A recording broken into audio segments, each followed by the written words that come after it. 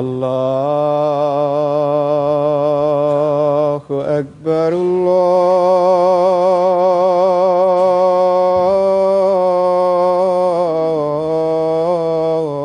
الله أكبر الله أكبر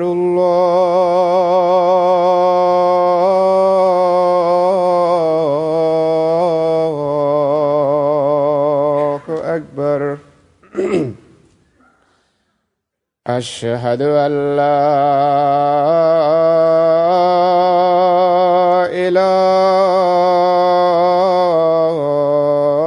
إله إلا الله. أشهد أن لا إله إلا الله. أشهد أن محمدًا رسول الله.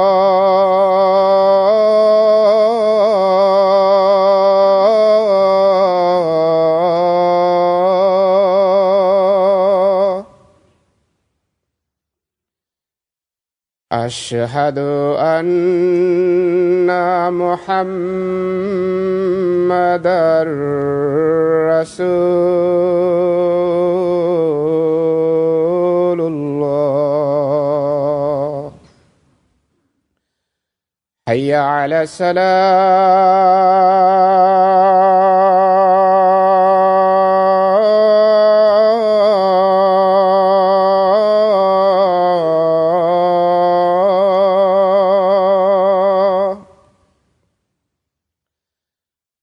حي على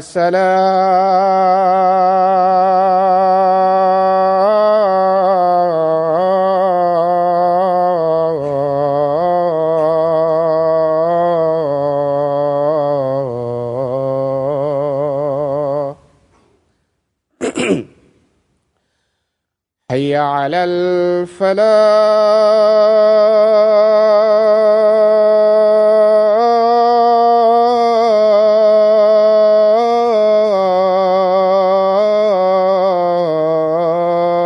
الفلاح. حي على الفلاح.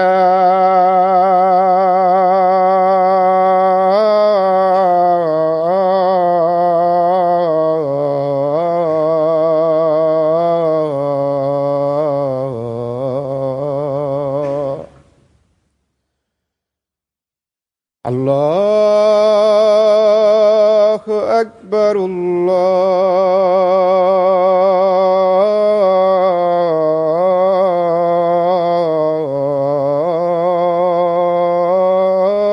الله أكبر. لا إله إلا الله.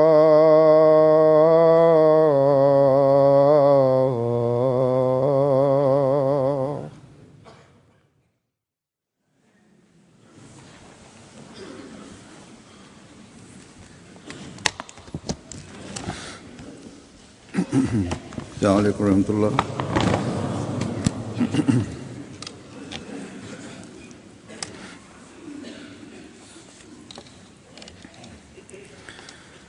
أشهد أن لا إله إلا الله وحده لا شريك له وأشهد أن محمدًا عبده ورسوله. أما بعد فأعوذ بالله من الشيطان الرجيم. بسم الله الرحمن الرحيم الحمد لله رب العالمين الرحمن الرحيم مالك يوم الدين إياك نعبد وإياك نستعين اهدنا الصراط المستقيم صراط الذين أنعمت عليهم غير المغضوب عليهم حضرت مرزا مسرور احمد صاحب خلیفۃ المسیح الخامس اید اللہ تعالی بنصره العزیز د کال 2014 آج کا خطبہ بھی اگست د میاشتې په نهمه گزشتہ نیټه خطبات کے تسلسل میں ہے. لندن نه ارشاد فرمایلی و آج دلته به د هغې خطبې پښتو ترجمه د احبابو په خدمت کې وړاندې کوو. معاشرے کے حقوق ادا کرنے، معاشرے سے نننۍ خطبه هم د تیرو خطبو په تسلسل کې ده. نن به د هغو دوه خبرو ذکر کیږي قائم کرنے، چې د کومونه د معاشري حقوق پوره کولو، اللہ تعالیٰ معاشرې نه د فتنې او د فساد د ختمولو، په معاشره کې د امن او د سلامتۍ د خپرولو، ڈالتے ہیں. په معاشره کې د عدل او د انصاف د قائمولو او خپل زړونه د خدای پاک د احکاماتو تابع کولو د خپل اسلامی تعلیم لوزونه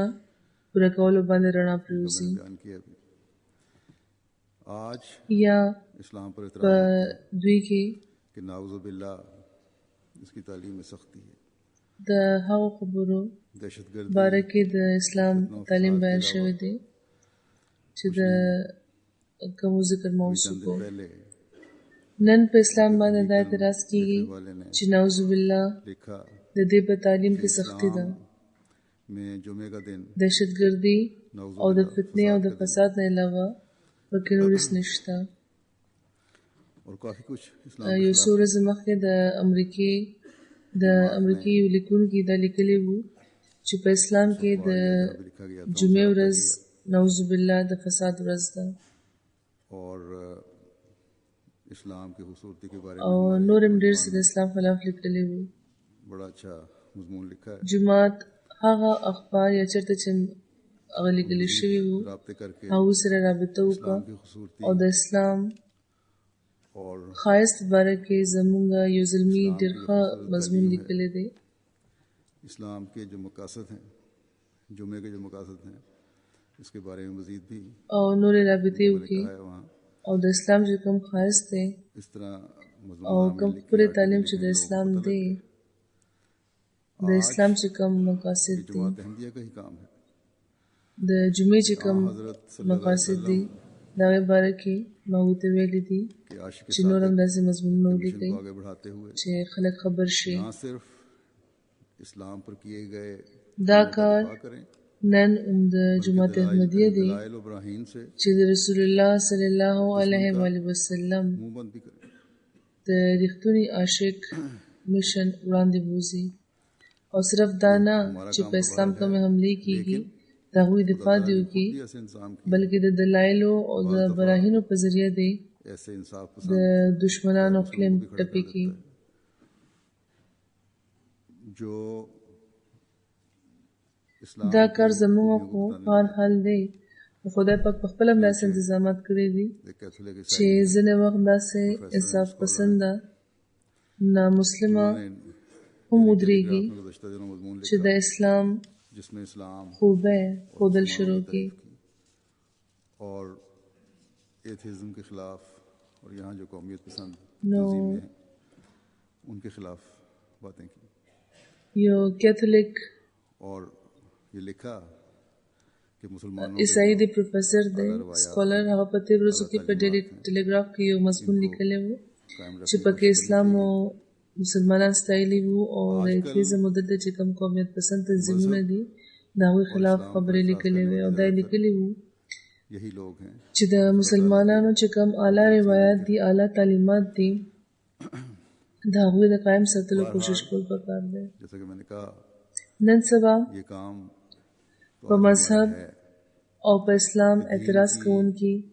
زیاتره عمده خلک دي چې د خدای پاک د وجود منکران دي. ثابت کریں क्योंकि एक हकीकी मुसलमान په هر حال لکه څنګه چې ما وویل इस काम को چې نن دا کار زموږ دی چې د دین ضرورت احمدی ही او د ژوندي خدای وجود دنیا ته ثابت کړو और उसे दुनिया में फैलाने वाले हैं. ځکه چې یو حقیقي مسلمان دا کار سرته رسولی شي और ये काम قرآن کریم کی تعلیم او د زمانه امام سره د تړون نه پس محمدیان دي او په کار هم د چې محمدیان دي وي जैसे मैंने कहा था कि چې د اسلام په حقیقي تعلیم پوهیږي او په دنیا کې خوري जिनका او دا کار जिक्र है د قرآن په تعلیم او په احکاماتو باندې عمل په ذریعه کې دی شي بیان हुई हैं لکه څنګه چې ما وویل चंद چې نن به د هغو دوه احکاماتو باره کې به زه څه وایم چې आज बयान په هغه فهرست کې ذکر دی چې کوم د سوره نام 152 او 153 اللہ تعالیٰ آیتونو کې بیان شوی دي وَإِذَا قُلْتُمْ فَعَدِلُوا او تیر یو څو خطبو کې زه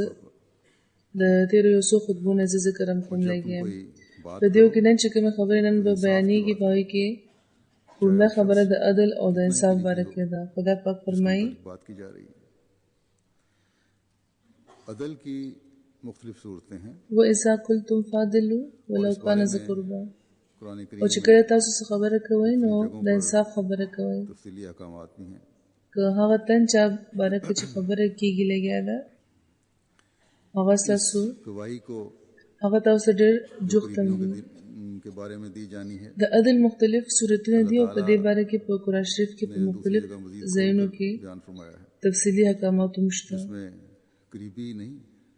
बल्कि खुद गवाही देने वाले को भी शामिल هغه ګواهي چې کومه د جوختو خلکو باره کې ورکړل کېږي फरमाया है. خدای پاک یو بل ځای کې نور واضح 136 अल्लाह ताला फरमाता है بیان فرمایلی دي چې پکې صرف جوخت خپلوان نه بلکې په خپله ګواهي ورکوونکي هم شامل کړي دي शुहदा लिल्लाहि او مور پلار هم پکې شامل دي. अबिल वालिदैन د वल سوره نساء آیت دی इन यकुन یو سل شپږ دېرشم. او فقیر فالله اولا بهم خدای پاک فرمایي چې یا ایها الذین آمنوا الهوا كونوا قوامین بالقسط وان تلووا شهداء لله ولو على انفسكم خبير. او الوالدین والاقربین اے وہ لوگو جو ایمان ان لائے یکن غنیا اللہ کی خاطر او گواہ بنتے فقیرا ہوئے فالله اولا سے بهما قائم کرنے والے بن جاؤ خواہ خود اپنے خلاف ولا گواہی دینے تتبعوا الهوى ان یا تعدلوا والدین اور وان تلووا او توردوا فإن الله كان بما تعملون خبيرا. دونوں کا اللہ ہی یا خلق چې ایمان هم راوړی دی د خدای پاک پیروی نہ کرو له خاطره ګواهان شئ او انصاف په ټینګه قایمونکي شئ که د ځان خلاف هم ګواهي ورکول در پیښ شي کر گئے یا د مور پلار خلاف یا د نږدې خپلوانو خلاف یا که څوک مالدار وي یا غریب د دواړو بهتره نګهدارو خدای پاک دی. یہاں گواہیوں کے بارے میں بس د خپلو خواهشاتو پیروي نه کوي چې چېرته د عدل نه ګریزو نه کوي. گواہیاں که تاسو خبره تا ورتاوه وکړه یا ترنه څنګ وکړو نو یقینا خدای پاک څه چې تاسو کوئ د هغه نه خبر دی. اور اللہ تعالیٰ کے احکامات کے دلته د ګواهیانو باره کې یوه اصولي خبره بیان شوې ده علیہ السلام چې ستاسو ګواهۍ خالصتا د خدای پاک د رضا د حصول لپاره پکار دي قائم ہو جاؤ اور چاہیے پکار دي کہ چې ہر وي ایک گواہی تمہاری خدا او کے پکار ده چې د خدای پاک د احکاماتو تابع دي وي. دنیا میں عدل اور حضرت انصاف مسیح موعود علیه السلام یو ځای کې فرمایي کہ اللہ تعالیٰ کی چې په حق او په انصاف قائم شئ اس او کے پکار علاوہ دا ده چې ستاسو هره ګواهي دی د خدای پاک لپاره وي. قائم ہو ہی نہیں نو سکتا په دنیا کې جو دنیا سے د عدل صافی او د انصاف د قائمولو یوه ذریعه ده او هغه دا چې د خدای پاک رضا حاصلول د انسان مقصد وي. دې نه بغیر هېڅ چېرې هم कि هغه तमाम क़वा का बादशाह इंसान اعلی معیار ډوکایمې دي نشي ये چې دنیا نه په कुव्वत इंसान में ناانصافي मफकूद है तो फिर او د सबसे ذاتی महरूम होना اغراض او पड़ता है। حصول ختمې دي شي बस अदल व इंसाफ का حضرت مسیح موعود علیه السلام یو बल ځای کې فرمایي چې انصاف د ټولو قوتونو بادشاہ دی रोशन कर देते که دا قوت په انسان کې مفقود وي इस आयत में نو بیا बयान हुई है د هر څه نه هغه محروم شي यानी इंसाफ कायम करने के نو लिए که یو انسان کې د عدل او د انصاف وصف موجود دی गवाही देने से نو په دې د هغه خوبه نورم वालिदैन के खिलाफ روښانه شي गवाही देने से भी गुरेज न करे په دې آیت کې چې کوم تفصیل بیان شوی دی که په هغه عمل وشي गवाही देने से یعنی د انصاف قائمولو لپاره که انسان خپل ځان خلاف د जिसकी मिसाल گواهی ورکولو نه هم ګریز ونه کړي गवाहियों की د जरूरत خپل مور پلار او د نزدې خپلوانو خلاف هم د گواهی ورکولو نه ګریز ونه کړي ऐसी सूरत में نو یوه حسینه معاشره बयान قائمیږي देने के लिए कहा जाता है या बात چې مثال یې بیا بل نشته ताकि मसले की د گواهی اجت الله راپیښیږي और फैसला چې د دوه ډلو ترمنځ څه مسله پیدا شي په داسې صورت کې یا خو دوه ډلو ته ویل شي چې خپل خپل بیانونه ورکړي गवाहियां یا ځینې گواهان وړاندې کړي شي अपने बयानों چې د مسلې حقیقت واضح شي او فیصله او नाजायज हक लेने عدل की किया जा रहा हो तो او انصاف کولو کې اساني پیدا شي हो सकता है कि کوم گواهی د دروغ وي خپل بیانونه په تاو راتاو انداز کې او د ناجایز حق اخیستلو لپاره फिर وړاندې کړی شي نو بیا کېدای شي गवाहियां देने वालों के सर है چې د فیصله کوونکي فیصله به هم سمه نه وي او صرف دا نه چې سمه به نه وي नहीं तो अपने بلکې کېدای شي چې ډېره زیاته غلطه هم وي गलत गवाही او په داسې صورت کې بیا ګناه به वाले د گواهی ورکوونکي په غاړه وي गलत रास्ते पर डालने की د فیصله کوونکي په غاړه نه ځینې گواهان خپلو ذاتي فائدې لپاره نه نو د خپلو خپلوانو له فایده ورکولو په غرض غلطه گواهی ورکړي कि अगर कोई गलत बयान देकर د دوی کوشش دا وي چې فیصله کوونکي तो ऐसा ही چې کومه اداره ده نو هغه د په غلطه لاره روانه شي او نتیجتاً دا خلک داسې ځان ګناهګاري और झूठी गवाहियां देकर رسول الله صلی الله علیه و آله وسلم فرمایلی دي हर एक को چې که څوک د غلط بیان په ذریعہ په مام غلطه فیصله کوي نو دوم داسې ده چې لکه زه ورله د اور आयत जो मैंने पढ़ी थी یو ټوکړه ورکم ये आयली نو د دروغو د بیانونو او د دروغو د گواهو په ذریعہ د اور ټوکړې خصونه هر چاته بچ کېدل پکار دي उन लोगों को حقيقي مؤمن مغه د ځان دینه بچ ساتي अपने नाजायज हकूक د سورې نساء د کمایه چې ما ویلو लेने की कोशिश करते हैं نو دینه مخکې وروسته د علی معاملاتو احکامات هم راغلي دي तलाक की सूरत में खुला की نو هغه خلک چې په خاص طور خاوند وي که ښځه के अजीज रिश्तेदार که ناجایز حقونه اخیستو کوشش کوي देकर बाद नाजायज फायदे उठाने की कोशिश करते हैं یا همدغه رنګ د طلاق یا د خلع په صورت کې د سړي یا د ښځې خپلوان इसी तरह दुनियावी आर्थिक फायदा तो उठा लेते हैं د غلطه گواهی په ذریعہ ځنې ناجایزه فائدې اخیستو کوشش کوي ने फरमाया वो ले रहे होते हैं نو هغوی د عدل जो क़यामत के दिन قتل کوي لګیاوي बद इंजाम की तरफ ले जाता है داسې هغوی د دنیا عارضي فائدہ خو واخلي अल्लाह ताला फरमाता है خو لکه څنګه چې رسول الله صلی الله علیه و آله وسلم فرمایلی دي अपनी ख्वाहिशात چې داسې د اور یو ټوکړه هغوی اخلي ترلاسه کوي जा रहे हैं इस तरह چې د قیامت په ورځ به बस هغوی بد انجام طرف ته بیایي बल्कि अदल कायम करने की कोशिश करो इंसाफ कायम करने की خدای پاک فرمایي फिर अल्लाह ताला फरमाता چې دواړه ډلې او ګواهان هم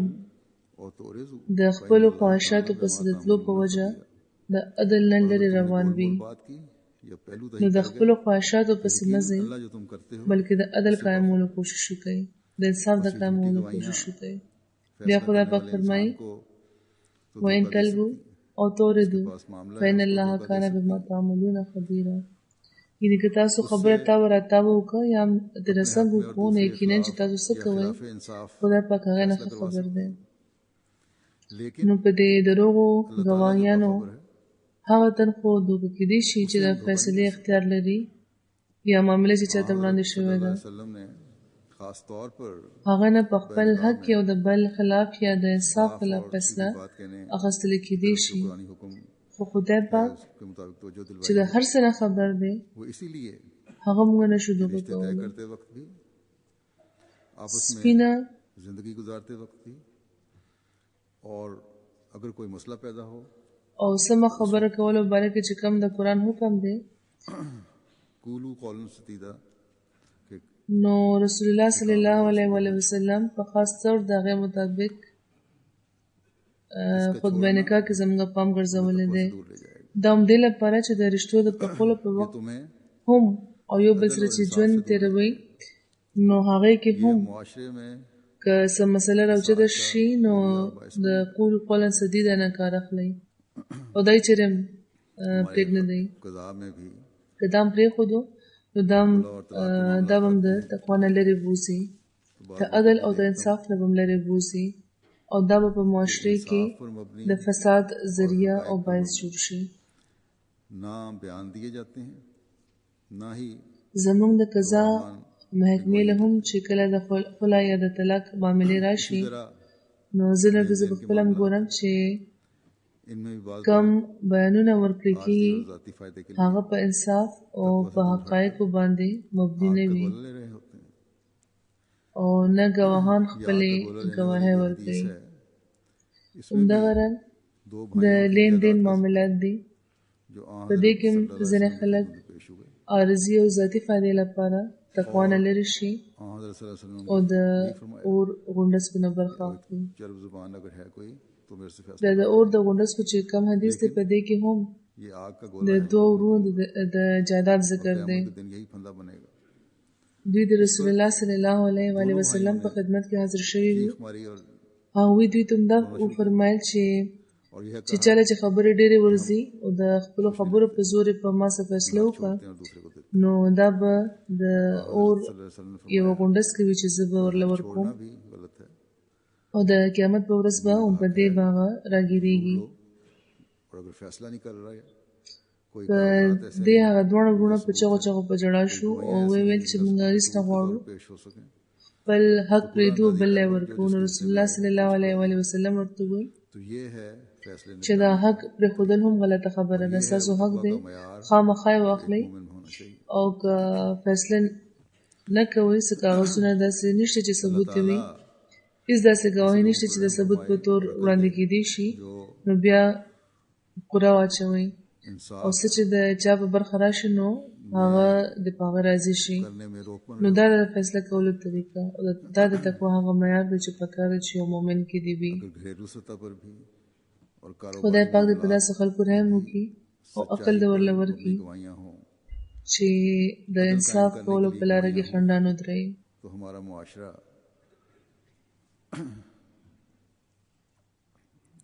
जन्नत का नमूना इस दुनिया में په کورنۍ سطح او په کاروباري معاملاتو کې هم که ګواهي په صداقت مبني وي अदल के बारे में भी د عدل د قیام لپاره وي इस نو बारे زموږ में معاشره मैं पेश करता हूँ په دې دنیا کې अल्लाह ताला सूरह निसा में ही फरमाता है د جنت نمونه وړاندې کولی شي अन तुद्दुल अमानात इला لکه څنګه چې ما وویل वाइज़ा چې په قرآن کې د عدل باره کې هم تفصیلي احکامات موجود دي इन अल्लाह ने دې باره کې به یو دوه آیتونه نور هم وړاندې کړم इन अल्लाह خدای پاک په سورة نساء کې فرمایي यकीन अल्लाह ان الله یامرکم ان تؤدوا الامانات الى اهلها واذا حكمتم بين الناس ان تحكموا بالعدل ان الله तो इंसाफ نعم ما يعظكم به ان الله كان سميعا بصيرا अल्लाह तुम्हें नसीहत چې یقینا خدای پاک تاسو له دا حکم ورکړي और गहरी नजर تاسو امانتونه د هغوی حقدارانو ته وسپارئ او چې کله تاسو په خلکو حکومت کوئ نو سره د انصاف حکومت کوئ یقینا کم نصیحت چې خدای پاک تاسو ته کوي هغه ډېر ښه دی بېشکه خدای پاک ډېر اورېدونکی دی او ژور نظر لري इस बारे में कुछ अर्सा पहले मैं एक तफसीली खुतबा दे चुका हूँ कि ये په دې آیت کې وړومبۍ خبره دا بیان شوې ده इसलिए چې ذاتی امانتونه ख्वाहिशात को حقدارو ته सामने سپاري. रखते हुए नहीं, खानदानी ताल्लुकात को په دې باره सामने کې रखते لږ हुए नहीं, موده مخکې ما یوه बल्कि تفصیلي इंसाफ के خطبه तकाजे ورکړې पूरे وه करते हुए, چې دا کال د عہدیدارانو د अमानत का हक انتخاب अदा کال करते دی. हुए अपनी नज़र نو में ऐसे ذاتي अहदेदार خواهشاتو मुंतखब لپاره करें نه، د خاندانی जो अपने काम تعلقاتو से لپاره نه، इंसाफ कर सकें. بلکې د انصاف تقاضې बहरहाल پوره کولو لپاره इंतखाब तो हो او गए. د امانت حق پوره کولو बाज़ لپاره जगह داسې खुद عہدیداران मुंतखब منتخب करने کړي वालों ने چې अपनी خپل नज़र کار में په انصاف बेहतर کولی شي. अहदेदारान मुंतखब किए. बाज़ जगह मैंने खुद बाज़ तब्दीलियाँ की بهرحال انتخابات خو شول. या मशवरे देने वालों ځینې के, ځایونو کې په خپله منتخب کوونکي هغه خلک منتخب کړ और अगर कोई अच्छा काम چې कर د रहा هغوی था په نظر کې ښه وو. उसी को रहने दिया. ځینې ځایونو کې ما په خپله ځینې هر ایک تبدیلیو کې یا د مشوره کرنے ورکوونکو کا مشوره مې ونه منله، एक او लेवल که है. چا ښه کار کولو نو هماغه مې په عهده जब قایم इस وساتلو. तहारत तक कोई इंसान पहुंच जाता है, उसकी सलाहियतें पहुंच जाती हैं, तो फिर मजीद उस शोबे में तरक्की د नहीं. هر کار کولو یوه درجه وي، और हो सकता है कि वही शख्स जो एक जगह چې تر هغې یو انسان ورسي दूसरी जगह बेहतर काम د هغه صلاحیتونه تر هغې ورسي، نو بیا نور په هغې شعبې کې बाज़ ترقي तब्दीलियाँ نوره په هغې شعبې کې ترقي نشي کېدی. او کېدی شي چې یو تن که په یو ځای کې बाज़ तब्दीलियाँ ډېر नाराज़गी ښه کار نه کوي لګیا وي، نو بل ځای کې ښه کار به وکړي. जमाती मुफाद को देखा. نو دې لپاره هم بعضې मैंने समझा تبدیلی شوي कि دي. जमाती मुफाद इसमें है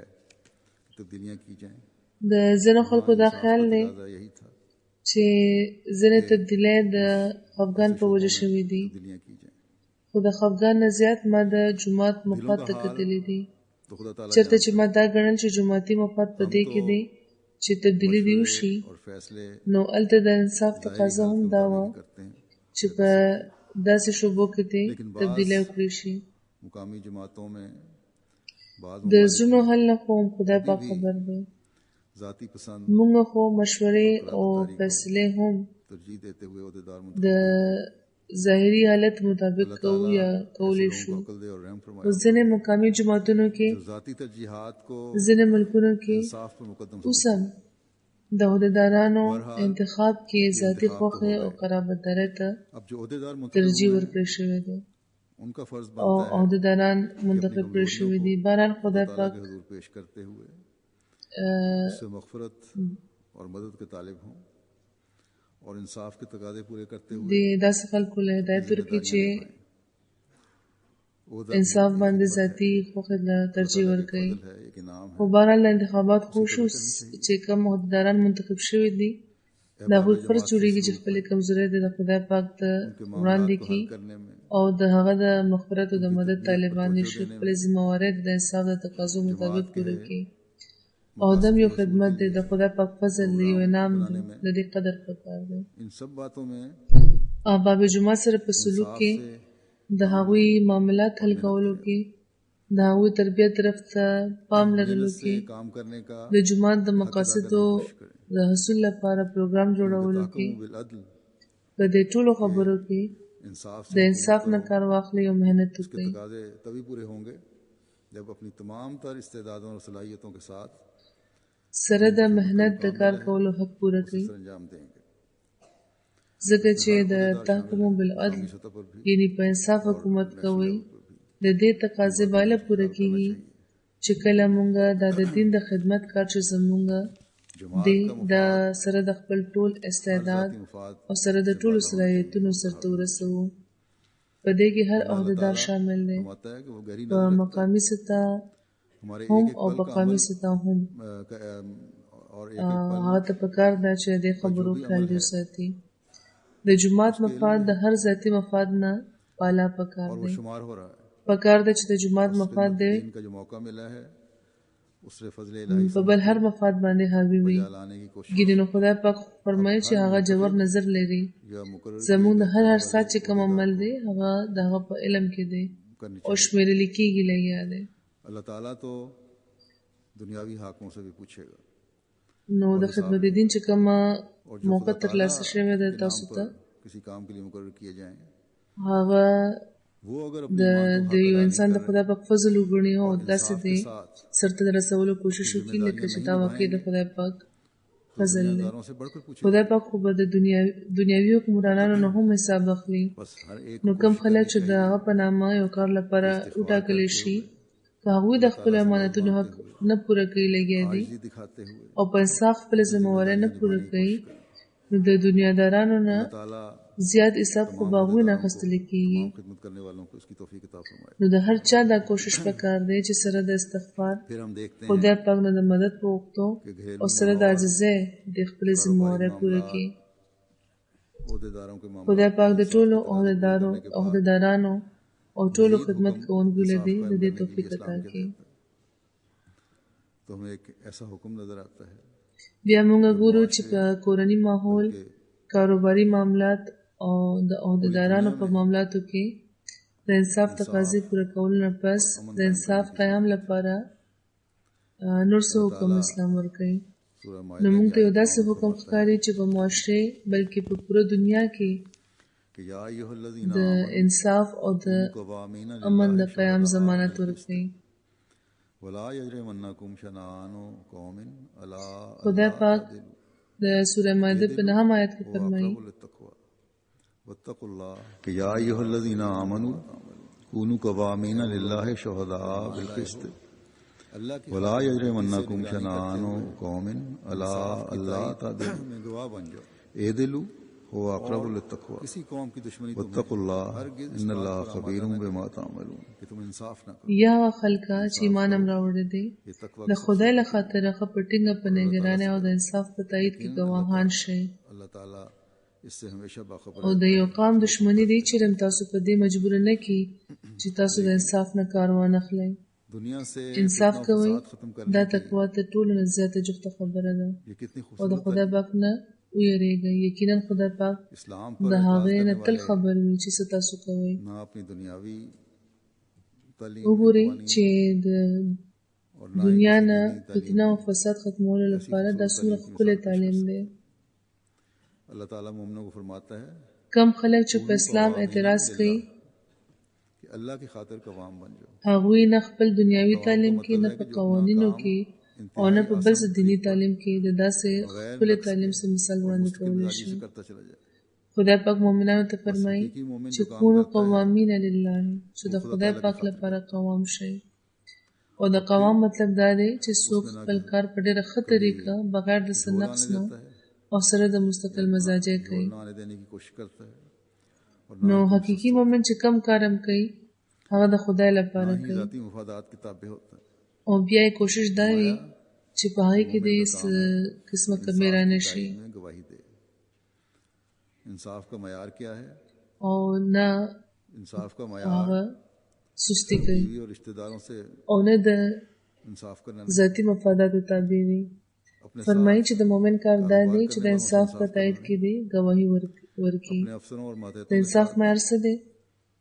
د انصاف معیار صرف دا نه دی چې صرف ښځې او خپلوانو سره د انصاف وکړی شي और इंसाफ करना नहीं. یا هغو خلکو سره چې انسان ورسره کاروبار کوي یا خپلو افسرانو او ماتحتانو لپاره نیک خیالات لرل او هغوی سره حسن سلوک کول انصاف نه دی दुश्मन से भी अदल और इंसाफ का सलूक بلکې د انصاف معیار خدای پاک دا ایښی دی होने का چې دشمنانو سره دی نیک سلوک وکړی شي. तभी तबलीग के रास्ते ځکه چې حقیقي تقوا هماغه وخت حاصلېږي तालीम چې دشمن سره هم د انصاف او د عدل سلوک وشي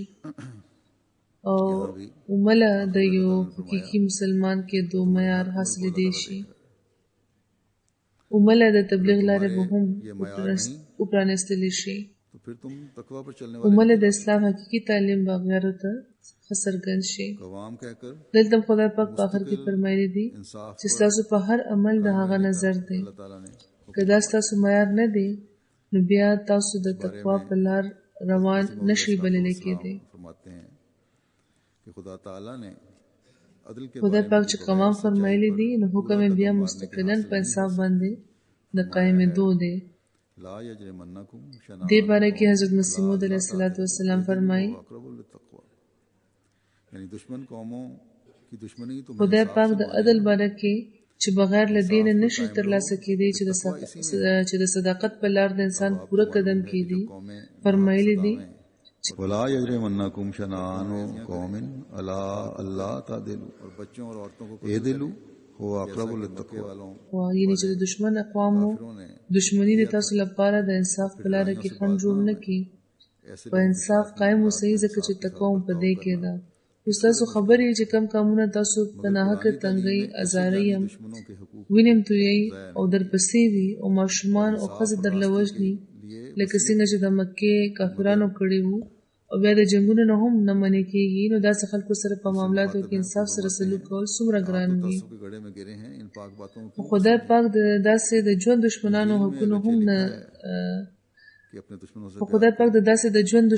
حقونه هم نه ضایع کوي او د انصاف او د راستۍ وصیت کوي.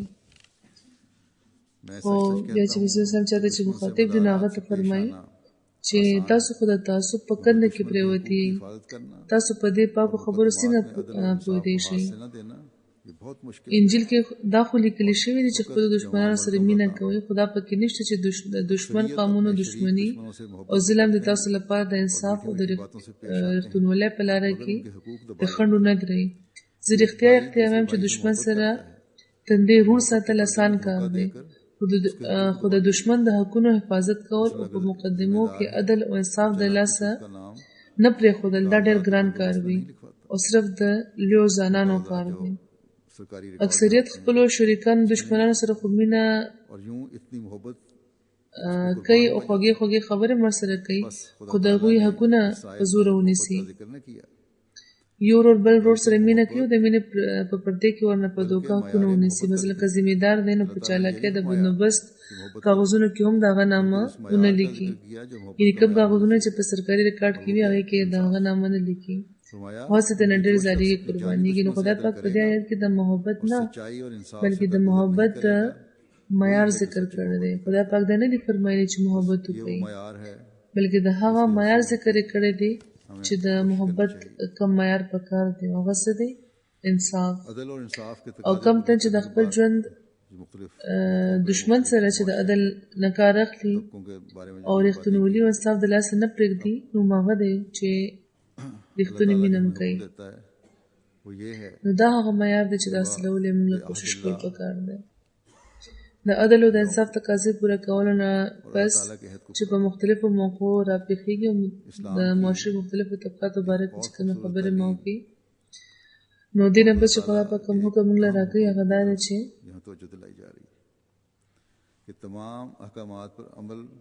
بعهد الله اوفوا، چې د خدای پاک لوزونه پوره کوي. د اسلام یو بل ښکلی تعلیم او د خدای پاک یو اهم حکم طرف ته دلته پام ګرځولی شوی دی چې د انسان اخلاقي او دینی ښایست لپاره په ټولو احکاماتو باندې عمل ضروري دی. او خدای پاک په قرآن شریف کې په مختلفو ځایونو کې چې کوم احکامات د مختلفو مواقعو په لحاظ ښه څرګند بیان فرمایلی دي، نو دا هم فرمایلی دي چې دا ټول کارونه د خدای پاک لپاره د هغه د رضا لپاره پکار دي چې کړی شي. دلته دا حکم ورکړل شوی دی چې دا هله کېدی شي چې ستاسو زړونه صفا وي، ستاسو زړونه دې له دې جذبې ډک وي چې هر عمل به چې موږ کوو هغه به په دې سوچ کوو او په هر حکم باندې عمل طرف ته به پام ځکه لرو چې خدای پاک سره چې کوم لوز کړی دی هغه پوره کړو. او د ټول نه لوی کوم لوز چې د یو مؤمن د یو احمدي د خدای پاک سره دی هغه د بیعت لوز دی. که د دې لوز په اهمیت موږ پوه شو نو په خپله به هم په ټولو احکاماتو باندې عمل او د نیکیانو طرف ته به هم توجه پیدا شي. د بیعت شرطونو په ذریعه چې کوم لوز حضرت مسیح موعود علیه السلام موږ نه اخیستی دی په هغې کې په دومره جامع طور موږ پابند کړی شوي یو چې که په دې موږ وخت په وخت تېرېږو نو احمدي معاشره پرې د ټولو بدیانو نه پاکېدی شي. مختصراً به زه بیان کوم چې د بیعت په شرطونو کې مونږه څه لوس کوو. फिर ये कि झूठ لومړی خبره خدا ده چې د ژوند آخري ساعت پورې به شرک نه کوو. खयानत बगावत फसाद से बचना او د شرک مختلف قسمونه دي چې په تفصیل بیان شوی دي. ज़मन में इनका د روزې د میاشت په شروع کې چې کومه خطبه وي په هغه भी इनको अपने पर بیا دا چې د دروغو نه، د زنا نه، د بدنظرۍ نه، د فسق و فجور نه، د خیانت، بغاوت او د فساد طریقو نه به ځان और ساتو. बाकायदगी हो. د دې ذکر هم د فحشا په زمن کې अल्लाह شوی ताला دی. के एहसानों को याद करना او ایچرې به هم دا دې ته نه پرېږدو چې په موږ غالب شي. जो بیا دا چې د منځونو پابندي او په درود او په استغفار زور پکار دی अल्लाह ने बहुत बड़ा او یو باقاعدګي ورلپاره پکار आज़ादी ده. भी दी په موږ چې د خدای په کوم احسانونه دي هغه یادول او په دې د هغه ستاینه کول، حمد کول. अल्लाह ताला की हमद होनी चाहिए. دلته راغلي ډېر خلک چې د پاکستان د حالاتو په وجه دلته راغلي دي، په هغوی خدای پاک ډېر لوی احسان کړی دی कोई तकलीफ न दे. چې ازادي یې ورله ورکړه او په مالي طور یې هم ښه کړ. अल्लाह ताला से نو په دې خبره د څه قسم فخر او تکبر او د غرور په ځای د خدای پاک حمد پکار دی. जब अल्लाह ताला پکار دی چې انسان د هغه د احسانونو شکرګزار شي. बाज़ इम्तिहानात में से بیا فرمایي چې چاله قسمه تکلیف ورنه کوي بیا خدای پاک سره د وفادارۍ تعلق او اجرم ګیله نه کول हर किस्म की हवा و हवस से अपने چې خدای پاک انعامونه ورکوي अल्लाह نو د ताला هغه شکرګزاري پکار ده. सल्लल्लाहु او که ځینې امتحانونه نه انسان تیریږي نو هغه وخت هم څه ګیله بیا نه ده پکار چې وشي. और लड़ाई छोड़कर د دنیا رسمونو نه ځان آزادول، د هر قسمه هوا او هوس نه ځان ساتل इख्तियार करना, او د خدای پاک او د هغه د رسول په احکاماتو باندې عمل کول، अपनी जान माल और औलाद से बढ़कर अजीज تکبر او جنگ پرېښودل، की हमदर्दी और جګړه इंसानियत پرېښودل، को फायदा पहुंचाने के लिए لویي پرېښودل अपनी तमाम तर او عاجزي او انکساري خپلول، د اسلام عزت د خپل ځان او د مال او د اولاد نه और फिर ये फरमाया زیات خوښول، د مخلوق همدردي او انسانیت له मोहब्बत فایده ورکولو لپاره سره د خپل ټول استعداد کوشش کول، कायम करना. د خلکو د خدمت جذبه پکار ده چې ډېره زیاته وي. इसके मुकाबले او بیا دا فرمایلی دي बस ये अहद है چې هغوی سره یعنی حضرت مسیح موعود علیه السلام سره د مینې अपने او जायज د هغوی د اطاعت غیر معمولی نمونه قایمول او بل هیڅ څیز له रमजान में बहुत सारी د دې مخې ته اهمیت نه ورکول. نو دا هغه لوز دی چې احمدیت کې چې داخل شوي نو موږ کړی دی. आज भी आखिरी दिन है د خپل جاج خصوص ضرورت دی چې موږ تر کومه حده دا لوز پوره کولی یو. पैदा उसको जारी रखना चाहिए. روزې کې د ډېرو نیکیانو توفیق انسان ته ترلاسه کیږي अमल कर रहे हैं किस हद तक نو हम دا جاج مخصل پکار وو پکار ده چې واخستې شي نه نه مخري ورسه بلکې پوره کال پکار ده چې دا جاجه है कि अगर तुम د نیکیانو طرف ته چې کم پام پیدا شوی دی دا جاری ساتل پکار دی. تر کومه حده ऐसा موږ په دې خبرو باندې عمل کولی کېږو تر کومه حده موږ इन خدای پاک سره د وفا لوز پوره کولی अल्लाह کېږو. ताला ये भी वादा फरमाता है بیا خدای پاک دا وعده فرمایي چې که تاسو دا لوز وکړو पूरा करोगे نو یو عظیم اجر به ترلاسه کوي. داسې اجر به درته ترلاسه شي چې سوچ هم نشي کولی. मैल कुचैल से पाक करके دا لوز وکړئ او په دې عمل وکړئ. بیا خدای پاک دا فرمایي शामिल करेगा چې کوم لوزونه هم خدای پاک سره کړي دي که هغه هم پوره کړئ उसके करीब نو خدای پاک به ستاسو زړونه هم صفا کړي، जिनसे खुदा د ताला هر قسمه خیر او د کثافت نه به پاک کړي. ये ना समझो कि अगर अहद او په هغو خلکو په هغو متقینو کې به هم شامل کړي नहीं ठहरोगे چې د هغه مقربین دي कि तुम्हारे से چا سره چې هغه مینه کوي. पूछा जाएगा. इसमें हर किस्म के अहद शामिल है जो खुदा او دا ونه ګڼئ چې که لوزونه هم پوره نه کړل نو صرف به د انعامونو استحقاق نه محرومه شئ، بلکې خدای پاک فرمایي چې تاسو نه به ستاسو और जो बंदों لوزونو باره کې به تپوس کېږي. په دې کې د هر قسمه لوزونه شامل دي. کوم لوزونه چې خدای پاک سره کړي دي इसे भी वो अगर पूरा نو که هغه هم پوره نه کړه نو په هغې به هم تاسو پوښتنه کېږئ. मसलन او چې کوم لوزونه تاسو بندګانو سره کوئ परवरिश के बारे में او هغه د قرآن شریف د حکم مطابق अल्लाह ताला ने इनको संभालने की जिम्मेदारी लेने को भी نو خدای پاک एक अहद करार که هم پوره نه کړي، نو خدای پاک فرمایي چې د هغې अगर تپوس तुम هم उस जिम्मेदारी को नहीं تاسو निभा نه रहे کېږي. तो अहद तोड़ مثلا په تېره خطبه کې د बारे یتیمانو में खुदा ताला د پالنې बास حکم फरमाएगा. تیر شوی دی. خدای پاک د دوی د طرح سمبالولو ذمہواري اخیستل هم یو لوز ګرځولی دی. فرمایلی دي چې که تاسو دا ذمہواري نه پوره کوئ نو لوز ماتوئ او دې باره کې به بیا تاسو پوښتنه کېږي. जवाब दे हैं همدغه رنګ तमाम हक अदा नहीं कर حاکمان دي که هغوی د خپل د حکومت کاروبار په صحیح طریقه نه سنبالي، मुसलमान ममालिक में هغوی به جواب ورکوي. उनका यही हाल है कि ना वो अपने हक که د ولس حق نه پوره کوي फ़राइज़ अदल और इंसाफ से बजा نو रहे हैं دغه باره کې هم بیا هغوی پوښتنه کېږي. और ना ही بدقسمتي دا ده چې د مسلمانانو چې د مسلمان ملکونو څومره لیډران دي बे खौफ बैठे هغوی هم دا حال دی नहीं जाएंगे. چې نه هغوی خپل فرایض په عدل او په انصاف پوره کوي او نه د ولس حق پوره کوي او بې د څه ویرې داسې ناست دي لکه چې هیچرې به هم نه پوښتنه کېږي. काम लें वो भी अगर خدای अपना پاک हक فرمایي अदा नहीं چې कर रहे ضرور به پوښتنه کېږي. जितना वक्त देना चाहिए د عہدیدارانو ذکر काम के लिए مخکې उतना شو वक्त नहीं दे रहे. چې د انصاف نه د کار اخلي. अफराद जमात के साथ मामलात में इंसाफ که नहीं कर هغوی هم خپل حق نه پوره तो کوي، अल्लाह ताला के सामने जवाब दे हों څومره وخت چې د جماعت کار له ورکول په کار دغه نه ورکوي، कि अहद पूरा करने के فیصلې बारे په में غور نه उस पर کوي، जिम्मेदारी है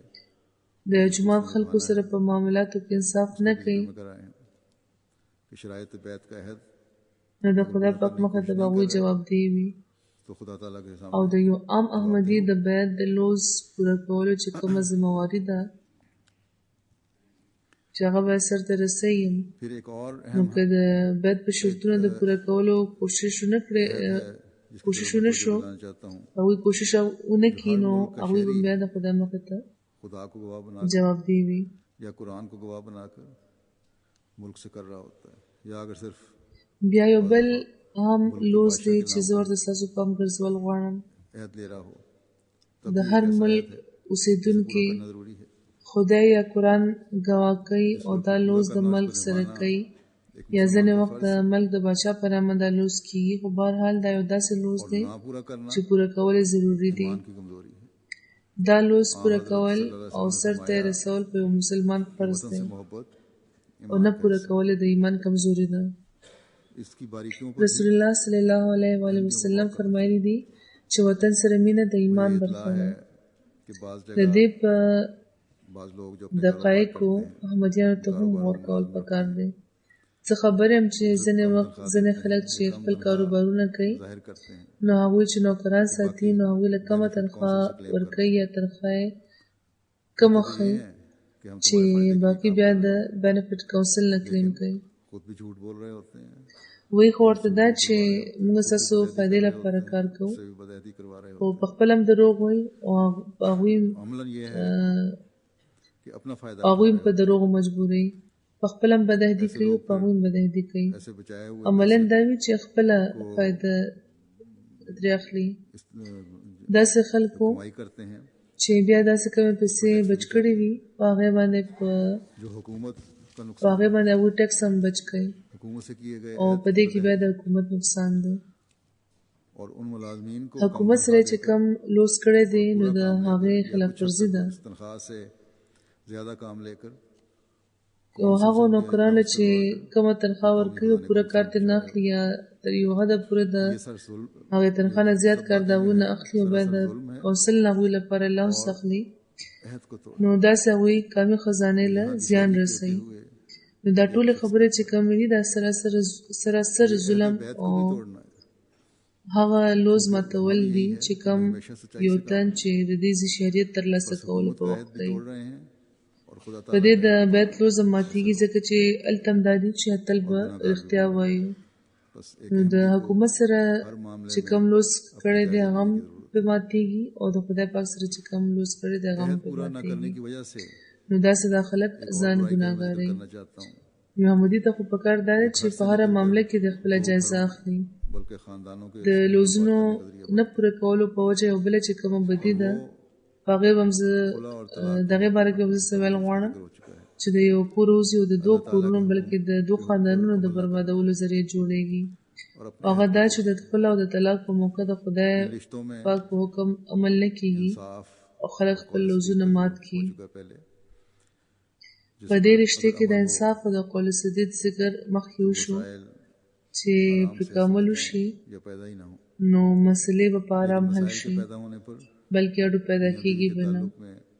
इख्तिलाफ होने पर अल्लाह ताला ने जो خو چې مسلې پیدا شي نو د ښځې او د خاوند ترمنځ د اختلاف په صورت کې خدای پاک چې کوم نصیحت موږ ته فرمایلی دی अल्लाह ताला फरमाता है هغه په خاص طور وړاندې ساتل وَإِنْ پکار دی أَرَدْتُمُ اسْتِبْدَالَ زَوْجٍ په خاص طور خاوند ته خدای پاک فرمایي وَإِنْ أَرَدْتُمُ اسْتِبْدَالَ زَوْجٍ مَكَانَ زَوْجٍ فَلَا تَأْخُذُوا مِنْهُ شَيْئًا زَوْجٍ مَكَانَ زَوْجٍ وَآتَيْتُمْ إِحْدَاهُنَّ قِنْطَارًا فَلَا تَأْخُذُوا مِنْهُ شَيْئًا أَتَأْخُذُونَهُ بُهْتَانًا وَإِثْمًا مُبِينًا وَكَيْفَ تَأْخُذُونَهُ وَقَدْ أَفْضَىٰ بَعْضُكُمْ إِلَىٰ بَعْضٍ وَأَخَذْنَا مِنْكُمْ مِيثَاقًا غَلِيظًا. که تاسو د یوې ښځې په ځای د بلې ښځې د راوستو اراده وکړئ او په هغوی کې یوې له تاسو څخه ډېر مال ورکړی وي نو هغه مال نه هیڅ څیز واپس مه اخلئ. آیا تاسو به هغه مال د بهتان تراشۍ او څرګندې ګناه په ذریعه اخلئ؟ او تاسو به هغه مال څنګه اخلئ چې تاسو یو ځل یو بل سره یو ځای شوي یي او هغې تاسو نه د وفا یو پوخ لوز اخیستی دی؟ که د طلاق او د خلع په مسلو کې دې حکم باندې د عمل کوشش وشي نو قضا کې چې کومې جګړې د کلونو را سره روانې دي هغه به نه وي. ځینې چې طلاق ورکړي نو عملاً بیا بهتان تراشي هم کوي. دا خو څرګنده ګناه ده. که څه حقیقت پکې وي نو هم معامله په خدا پاک پرېښودل پکار ده. او دې لپاره ډېر زیات شرطونه دي د ګواهیانو. دویمه اهمه خبره دا ده چې واده یو معاهده ده. د سړي او د ښځې ترمنځ لوزونه او پیمانونه شوي وي. د خاوند او ښځې ترمنځ لوزونه او پیمانونه شوي وي. خدای پاک وایي چې دا په تنهایی کې چې کوم لوزونه او پیمانونه شوي وو د دوی بېشکه څوک ظاهري ګواه نه وي خو دا لوزونه او دا پیمانونه هم ضروري چې پوره شي. خدای پاک په هر ځای کې موجود دی نو که په څه وجه هغه لوز هغه پیمان هغه رشته ختموي نو بیا هم د هغو خبرو لحاظ کوي چې کوم ستاسو ترمنځ په تنهایی کې شوي وي.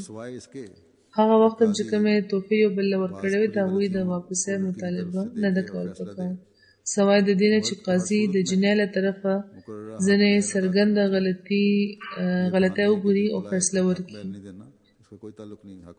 سړي له پکار ده چې په هر حال کې دی هغه حکمر ورکړي چې کوم مقرر کړی شوی وو. دا باندې چې خله ده نو حکمر به نه ورکړو د دې هېڅ تعلق نشته حکمر سره. داسې قسم باندې نه دي پکار. د دې نور هم ډېر تفصیلات دي. دا وخت زه صرف دې طرف ته پام ګرځول غواړم چې سړي او ښځې ته دا یاد ساتل پکار دی چې واده یو معاهده ده چې د پوره کولو یې هر ممکن کوشش کول پکار دی. او که د بدقسمتۍ نه دا معاهده ختمول غواړئ نو بیا هم د ځینې خبرو خیال ساتل پکار دی او د یو بل رازونه پټ ساتل پکار دی. دلته که ښځې ته د برابرۍ حق ترلاسه دی یعنې خدای پاک چې قایم کړی دی نو بیا د ښځې هم دا فرض دی چې هغه د قول سدید نه کار واخلي عدل نه د کار واخلي او دا لوز پوره کولو لپاره د خپل د کور ذمهوارۍ د پوره کي او که ستاسې صورت وي نو بغیر د څه وجه نه دی په سړو بهتانونه نه تړي. د یو مؤمن چې کوم معیار پکار دی د هغې باره کې حضرت مسیح موعود علیه السلام یو ځای کې فرمایي هغه مؤمنان چې خپلو معاملاتو کې چې خدای پاک سره وي یا مخلوقاتو سره بې قیده او خلی ورسته نه وي بلکې د دې ویرې نه چې د خدای مخې ته د اعتراض د لاندې را نشي، د خپلو امانتونو او د لوزونو تر لرې لرې پورې خیال ساتي او همیشه د خپلو امانتونو او د لوزونو پړتال کوي او د تقوا په دوربین خپل اندرونی کیفیت ګوري چې اسنه چې در پرده د دوی په امانتونو او لوزونو کې صفتور نه وي او د خدای پاک کوم امانتونه دوی سره دي لکه ټول قوا، ټول آزاد ژوند، مال او عزت وغیره. دا ټول تر خپل وسه د تقوا پابندۍ سره ډیر په احتیاط په خپل وخت استعمالي او د ایمان راوړو په وخت کې کم لوز چې د خدای پاک سره کړي وو نو کوشش دا وي چې تر خپل وسه سره د پوره صداقت هغه پوره کړي. هم دغه رنګ د مخلوق کوم امانتونه هغوی سره وي یا چې کم څیزونه د امانتونو حکم لري د هغوی باره کې هم تر خپله وسه او سره د تقوا د پابندي کاربند وي او که څه تنازع ورپېښه شي نو د هغې فیصلې کې تقوا د نظر د وړاندې ساتي که هغه فیصلې کې ورته نقصان هم رسي. په ټولو اعمالو کې د تقوا د دقیقو لارو نه کار اخیستل پکار وي. فرمایي د انسان ټول روحاني ښایست دی کې دی چې هغه د تقوا په دقیقو لارو د قدم کېږدي. د تقوا دقیقې لارې د روحاني ښایست لطیف نقشونه او خوشنما خط و خال دي او ظاهره ده چې د خدای پاک د امانتونو او د ایمانی لوزونو تر خپله وسه رعایت ساتل او سر نه تر پښو پورې چې کوم قوا او ازادي چې پکې په ظاهري طور سترګې، غوږونه، لاسونه او خپې او ځینې نور ازادي او په باطني طور پکې زړه او نور قوتونه اخلاق دي. دا ټول تر څومره چې وس وي ټیک ټیک او د ضرورت په وخت استعمالول او ناجایزه زیونونه دا بد ساتل او د دوی پټو حملو نه ځان ساتل او هم د هغوی په مقابل بیا د بندګانو د حقوق لحاظ ساتل دا هغه طریقه ده چې ټول روحاني خاص ورسره تړلی شوی دی. خدای پاک په قرآن شریف کې تقوا له د لباس نوم ورکړی دی. لباس التقوا د قرآن ټکی دی. دا دې خبرې طرف ته اشاره کوي چې روحاني ښایست او روحاني زینت هم تقوا نه پیدا کیږي او تقوا دا ده چې انسان د خدای پاک د ټولو امانتونو او د ایمانی لوزونو او همدغه رنګ د مخلوق د ټولو امانتونو او د لوزونو تر خپله وسه رعایت ساتي، یعنې د هغوی دقیق نه دقیق اړخونو باندې تر خپله وسه کاربند شي. خدای دې وکړي چې موږ په تقوا روان شو او د خدای پاک په احکاماتو باندې عمل وکړو، خپل ټول لوزونه هم پوره کړو او په دې روژه کې د خدای پاک د رضا حصول لپاره چې کوم کوششونه موږ کړي دي په هغوی باندې سره د مستقل مزاجۍ قایم پاتې شو. نننۍ جمعه د جمعة الوداع په طور کولو نه پس او د روژې نیولو نه پس او د روژې میاشت کې نورې نیکۍ کولو نه پس دا ګڼل چې بس دا کافي وو، د هر څه پرېښودل نه دي پکار، بلکې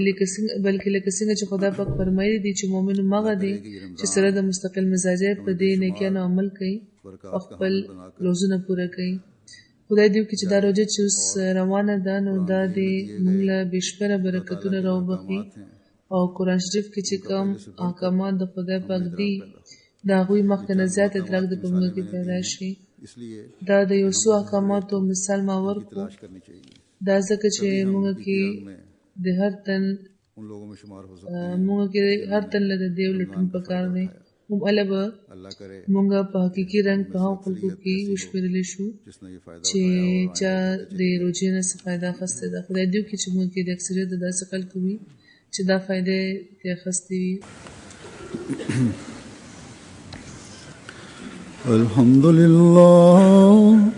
الحمد لله نحمده